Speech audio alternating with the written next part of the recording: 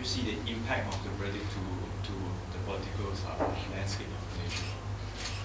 Yeah, I was there at the court yesterday to hear the verdict. Of course, I was very happy.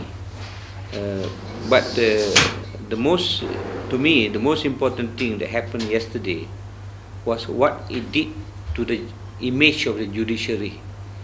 You know, when we want to have a progressive country, or fundamental of democracy is an independent judiciary. It's very, very important. The moment people start questioning the independence of the judiciary, the integrity of the judiciary, then no one will feel safe. The rakyat will not be safe because they will always think that the government will bully them, the rich will bully the poor, and they can never get protection from the courts. Investors won't come, you know, so it's extremely important that the judiciary should be independent and seen to be independent. Then everybody will know that, you know, they will have the protection of the law. So yesterday, I mean, our judiciary itself, you know, has been under attack for quite some time, and their independence have been really questioned, and they are, I mean, people everywhere, it's a universal thing. People say the Malaysian judiciary is not independent, is very much under the control of the government. And this is being said everywhere, whether right or wrong, it's a different matter. Yesterday, yeah, the perception. Yesterday there was, you know, it was historic decision because everybody thought otherwise, that he'll go to jail. You know, from the demeanor of the judge himself during the trial, we felt that he was one-sided, and we felt somehow or other it'd be a guilty verdict. And so it took all of us by surprise. And so I think it is extremely good opportunity for the judiciary to redeem its image, you know, and bring it back to where it started, you know, as a truly independent judiciary. And now that we also have a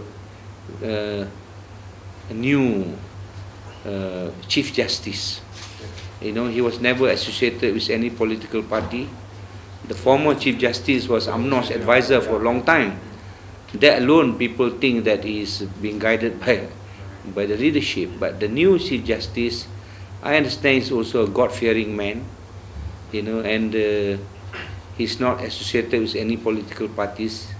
So with that, I think the judiciary has a golden opportunity to correct the perception.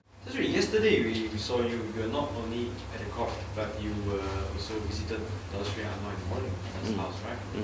So people see that, you know, maybe people may think that your action shows that you are now switching your support to Anwar.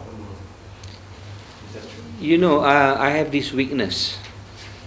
I'm a very loyal friend.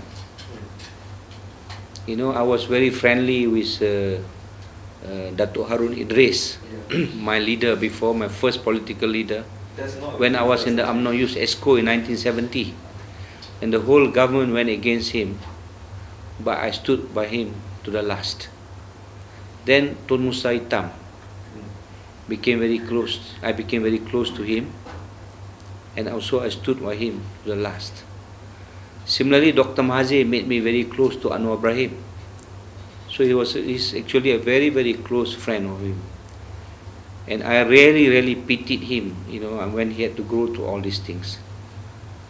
So, you know, I was there, you know, I mean, I kept on seeing him even when I was a minister, you know, and I sympathized with him. And this time I was really in sympathy with him. Yes, I went to his house, you know, to show support. And because I also, I'm sorry to say, I was 70% sure that he's going to go to jail. And so I thought that it's better I be there, you know, to show my sympathy to him. Yeah, I was in his house, and I followed his entourage to the court so that I won't be stopped, you see.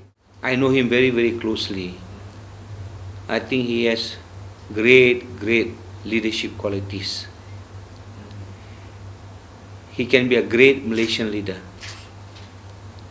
and he is natural. When he goes down to the kampung, when he talks to the kampung people and so on, it's natural. He doesn't have to put up an act, main drama kata orang. You know, people like Tengku Abdul Rahman and so on, our founding fathers, they're all natural leaders. They really love the people. Even though they can be with very high society, but they're more at ease when they are with the lower people. And he comes from a kampung called Chok Tok Kun, very near my constituency, Kulim, just about 10 kilometers away. And so he's a real kampung man. You know, so that's why I said if he has the opportunity one day to be Prime Minister, I think he'll be a great Prime Minister for the rakyat. He'll naturally care for the rakyat. Seems like there's a stiff competition between him and Najib. Who do you think can make a better Prime Minister? I think let's not go personal on this. It is the Malaysian public at large, Malaysia as at large, you know, we are quite lucky because it is now, we have now evolved a two group of parties, you know. One is Barisan Nasional and Sepakatan. Both are multiracial. This is happening only since 2008. It wasn't there before that. Yeah. Both are multiracial. Both believe that we have to live like a multiracial family. Both uphold the constitution through and through. Uphold the constitution. You know, with all those things that's inside there. You know, the monarchy, the Malay language, the Islam is the official religion, and all these things. Both sides are pro-business. Both sides want to work towards a high-income, equitable society. So there you are, you know. We have a two-party system now.